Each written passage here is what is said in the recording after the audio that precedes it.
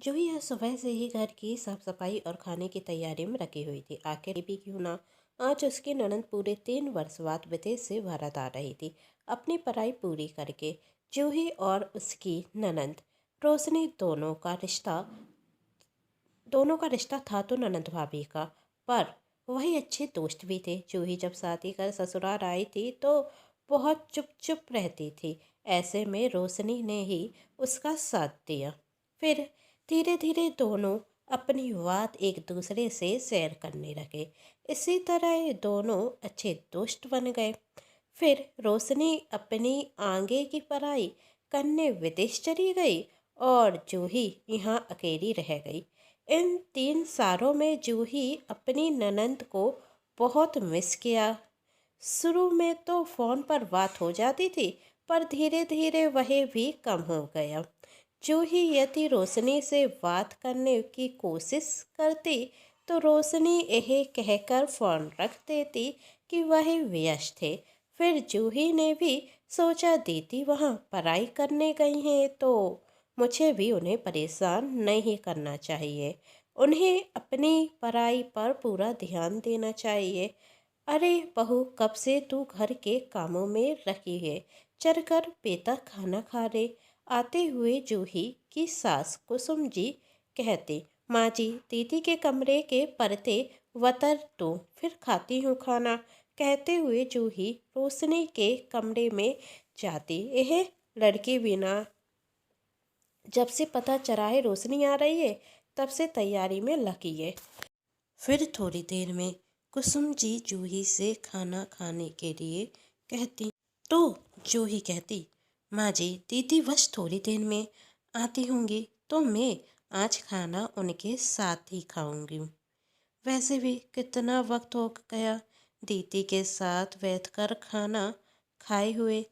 तभी वहाँ मॉम कहते हुए रोशनी आती और अपनी माँ के गले रखती, और जूही जैसे ही रोशनी के पास जाती तो रोशनी उससे दूर रहने के लिए कहती और कहती, ये इतने गंदे कपड़े पहनकर मेरे पास आने की कोशिश भी मत करना।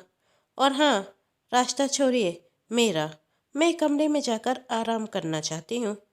पर बेटा, खाना तो खा रही थी। तेरी भाभी ने तेरे पसंद का खाना बनाया है, सुबह से तेरे आने की राह देख रही है।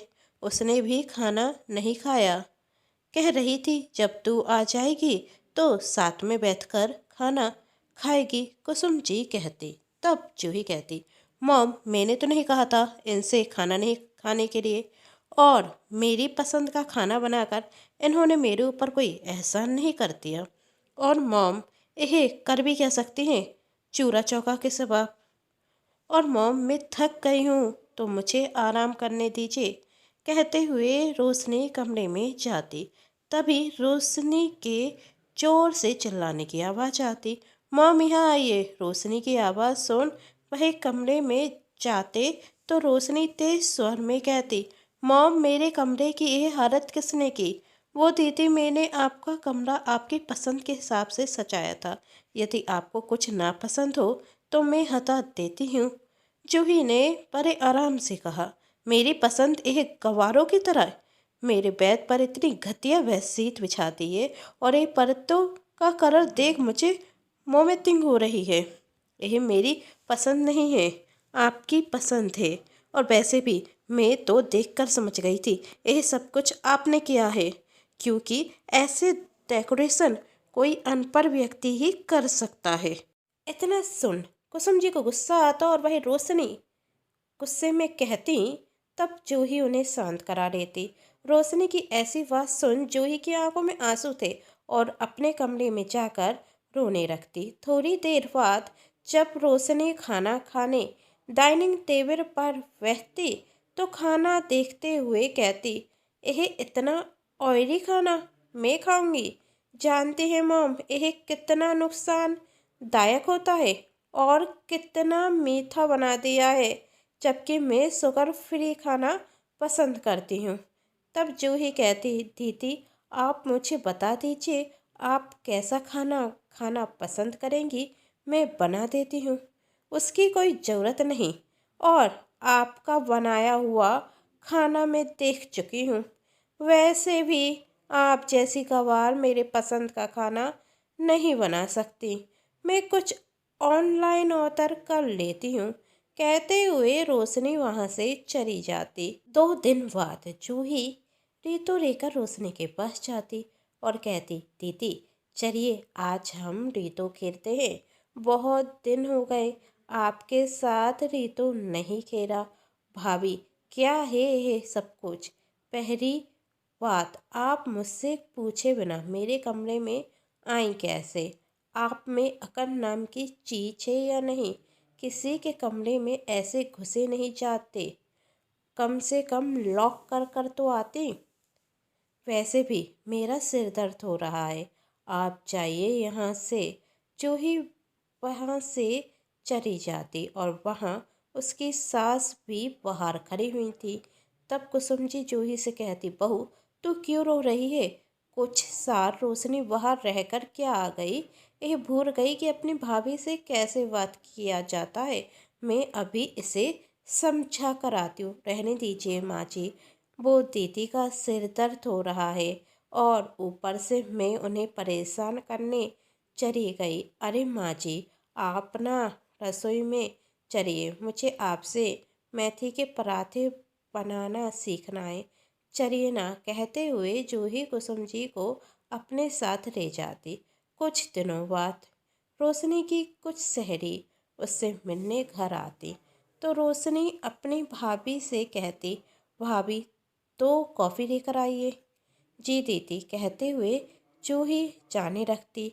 तभी कुसुम जी जूही को रोकते हुए कहती, बहू तुम छत से कपड़े लेकर आओ, बहुत तेज हवा चल रही है, उड़ जाएंगे और थोड़ी देर में बारिश भी आ सकती है। पर माँ जी मैंने कहा ना।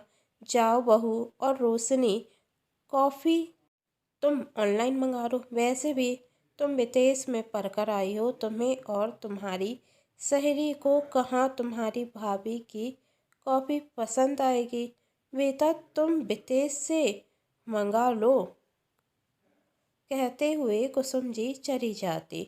दूसरे दिन रोशनी अपनी माँ के कमरे में जाकर कहती, मॉम आपको पता है मेरे मोबाइल का चार्जर कहाँ है? तभी कुसुम जी गुस्से में कहती, रोशनी है क्या बदतमीजी है? इस तरह किसी के भी कमरे में घुसी आ रही हो। मैंने नहीं है, कम से कम गेट लॉक कर कर तो आती। मॉम आपको हो क्या गया है?